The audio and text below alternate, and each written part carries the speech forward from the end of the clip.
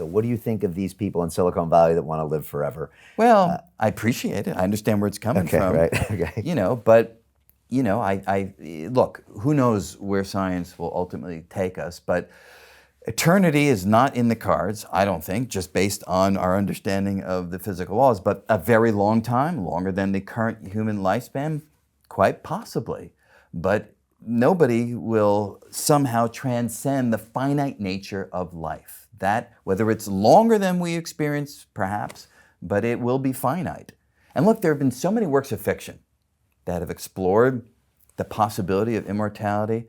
The vast majority of them, it does not turn out so well for those individuals in those stories. They're unhappy, they do bored. bad things, they're bored. Bored, nothing matters any longer, because what does it mean to achieve if you have, infinite amount of time? Either you will be unable to get it for infinity, and that will be deeply distressing, or you will be able to get it and it doesn't really feel like you've accomplished something because given enough time you figured you would. There's all sorts of things that come into play that the traditional ways that we feel important in the world evaporate if we are immortal. Right. Obviously, Ray Kurzweil talks about the singularity of us kind of merging with machines, and it's happening anywhere between 10 and 30 years from what people are saying, and then uploading our consciousness into the cloud. What do you make of all this stuff? Well, it's exciting to think about, and there may be some truth to it. Technology has done things today which, if we spoke about them 50 years ago, we'd be like, come on. There's going to be a little box that I can talk into and talk to someone on the other side of the world, or ask it a question and it will give me the answer. That was like Star Trek silliness, right? And now it's real. So you never want to say that won't happen. It could happen. But the idea of immortality, that's one that I think strains anything that I understand about how the world works. I had two different guests in here. One of them was named Stephen Jenkins, who has been present at the death of about 12,000 people in palliative care. And I had another guy named Ben Goertzel, who works on singularity stuff in Hong Kong.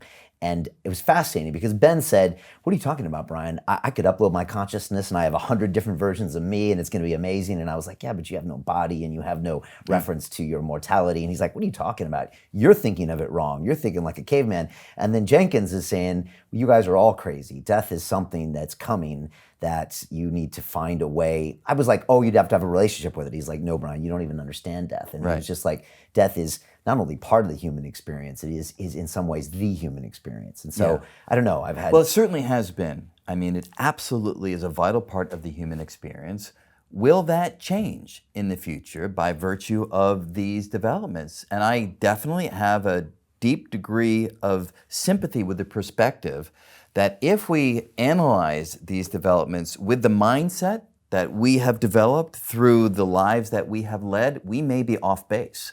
It may require a radically different mindset to deal with a radical disjuncture in the nature of our experience in the world. If we're inside some computer floating around in bits and bytes, that ultimately might be something that we find deeply gratifying and enjoyable, even in the absence of a body, even in the absence of things that we consider vital to our existence.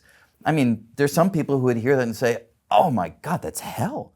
You finally are discussing hell on earth. Being in a video game. Being in a video game, oh my God, I can't, But that's from this mindset, the one that has been out in the world that we're familiar with. So you have to be very careful about judging things using the wrong mindset.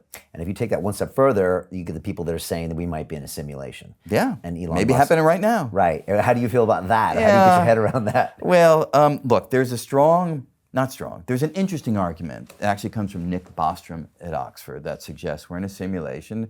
And it simply goes like this. In the far future, if computers can simulate worlds and have conscious beings within the simulation, then there are going to be a lot of people interested to create those simulations. And it might be that everybody has their own supercomputer and they get home at night and they flip it on and they simulate a world. So there may be many, many simulated worlds with many, many simulated individuals. Presumably there's only one real world. So if I ask you, are you in a simulation or are you in the real world, simply by looking at the probabilities, one real world, gazillion simulated worlds, seems more likely that you are right now in a simulated world. Now, am I convinced by that argument? I'm not. I get it. It makes it an interesting idea. I find it interesting, frankly, because it gives you a new way of thinking about God.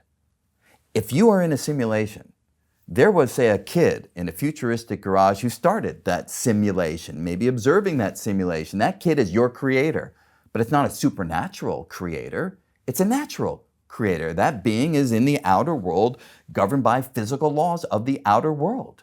And therefore, it's a kind of existence argument where you can have a creator, but you don't need to violate the laws of science.